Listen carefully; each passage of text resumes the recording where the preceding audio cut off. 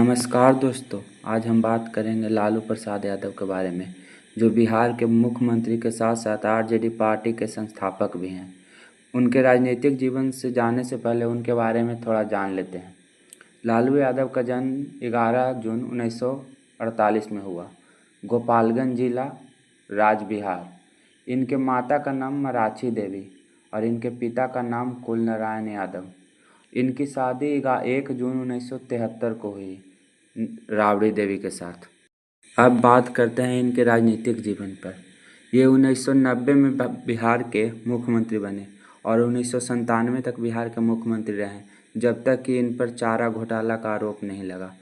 इसके बाद वे अपनी पत्नी राबड़ी देवी को मुख्यमंत्री बना दिए, जो 2005 तक बिहार के मुख्यमंत्री रही।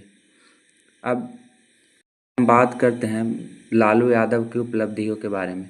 लालू यादव ने पिछड़ों को राजनीतिक में लाने में बहुत बड़ा हाथ है।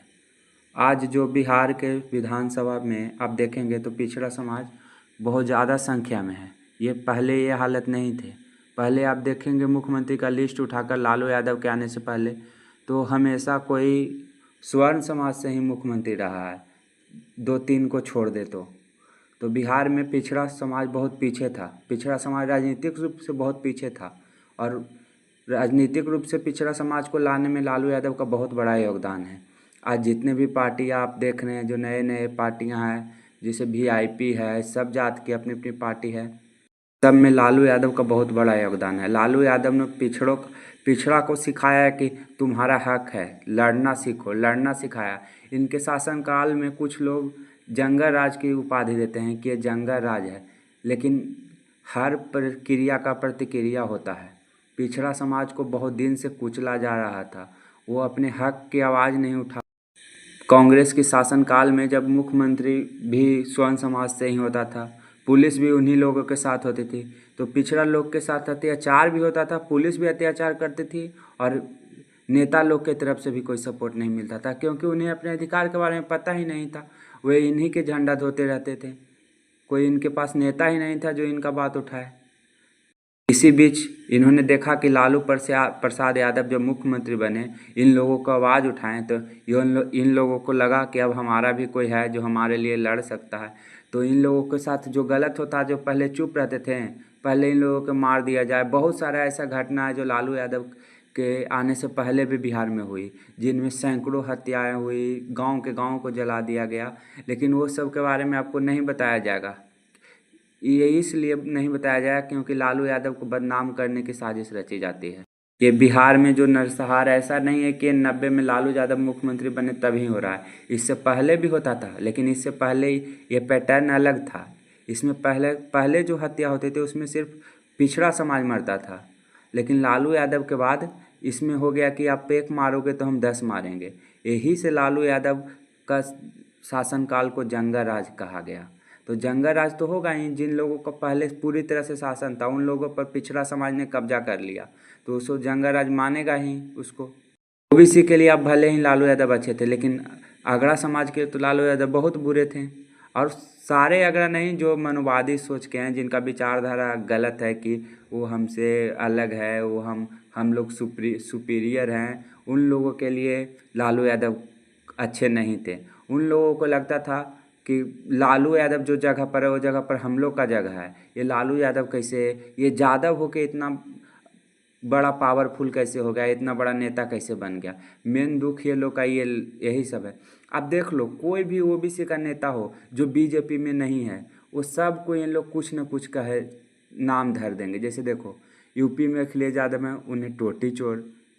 टोटी चोर क्या है? बदनाम करने के लिए, कि मतलब इन लोगों का सीधा एजेंडा वही है कि हमारा संख्या कम है, फिर भी हम अपना कूटनीति बुद्ध से, ये लोग मतलब पूरी तरह से अंग्रेज वाला दिमाग लगाते हैं। जो अंग्रेज कैसे है कि सब फूट डालो शासन करो, यही हाल ये लोग का है। ये लोग जानता है कि ये लोग अपना संख्या में ये लोग से कभी नहीं जीत पाए, इसी चलते ये लोग हमेशा फूट डालता है और सोचता है कि शासन अपने हाथ में रखेंगे। आज जो जितने भी पार्टियां में ओबीसी के लोग हैं, जो नेता हैं, ये सब लालू यादव के आने से पहले ये स्थिति नहीं था। लालू यादव के आने से पहले आप अगर विधायक का लिस्ट देखेंगे तो उसमें आपको 60% मिलेगा आबादी स्वर्ण स्वर्ण समाज के लोगों का। तो ये कैसे हो रहा था? जिनकी आबादी 10% है, 15%, 10%, 15% आबादी है, उसका 60% विधायक है। तो यही तो नहीं होना चाहिए। जिसका जितना संख्या उसका उतना अधिकार होना चाहिए। तो यही दिक्कत है आरजेडी से, चाहे लालू यादव का सोच से। लालू यादव ने पिछड़ों का मजबूत किया। पिछड़ा आज राजनीति में देखो, आज आरजेडी नहीं भी सरकार में है तो पिछड़ा का आप देखोगे 80% विधायक आज पिछड़ा समाज से आता है। बिहार की यही परिवर्तन बीजेपी को नहीं अच्छा लगता है। बीजेपी एक मुस्लिम विरोधी पार्टी भी नहीं है, साथ साथ ये पिछड़ा विरोधी भी पार्टी है। ये कभी भी आपको पिछड़ा समाज को नहीं आगे बढ़ाएगी। ये हिंदू हिंदू हिंदू का मतलब क्या है? हिंदू का मतलब ये लोग में सिर्फ वही 2-4 जातियां हैं। हिंदू के मतलब हम लोग नहीं हैं हिंदू। हिंदू के मतलब यही 4 जातियां हैं। हम लोग हिंदू में तो आते ही नहीं इन लोग के नज़र से। अजन में हिंदू तो मूल रूप से हिंदू हम लोग ही हैं। हम लोग इसको पीछे क्यों चलेंगे? ये लोग 10% है, कब्जा करके बैठे हैं पूरा हिंदू धर्म पे। हम लोग की आबादी है, हम लोग इन लोग से मतलब क्या है? हम लोग हिंदू धर्म इन लोग के कहने से देखें कितने दलित न्यूज में पढ़ते हैं कि पूजा करने से रोक दिया। अरे पूजा करने से क्यों रोक दिया? हम अपना अपना मंदिर बनाएंगे, अपने पूजा करेंगे। थोड़ी कोई, हमारे भगवत गीता में साफ साफ लिखा हुआ है कि जिसका जैसा कर्म है कर्म के अनुसार है। तो आप शास्त्र पढ़ो, कोई भी पंडित हो जाएगा। आप हाल फिलहाल का यूपी का घटना देख लो, एक कथावाचक को कैसे पीटा गया उसके जाति देखकर।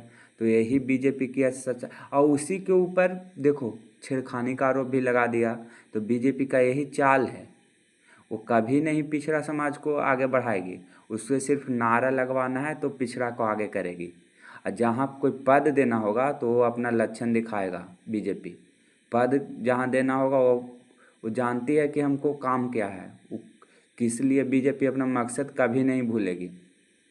आप यूपी की यहाँ स्थिति देख लो क्या हो रहा है। काहे नहीं कोई बोला नेता कि नहीं ये गलत हो रहा है, चाहे कोई कुछ बोला, कोई नहीं, एक शब्द भी इसके बारे में ट्वीट नहीं किया कोई। तो हमें सबसे ज़्यादा खतरा तो पिछड़ा समाज को इन लोगों से है, ऐसे लोगों, ऐसे सोच वाले लोगों से। तो हमें ऐसे चिकनी चुपड़ी बातों करने वाले लोगों से सावधान रहना चाहिए। हिंदू धर्म पूरी तरह से ओबीसी और पिछड़ा समाज का है। किसी के कहने से आप अपना धर्म देखते हैं कितने हैं जो धर्म त्याग के दूसरा धर्म अपना। हम क्यों धर्म छोड़ेंगे भाई? हमारा धर्म है।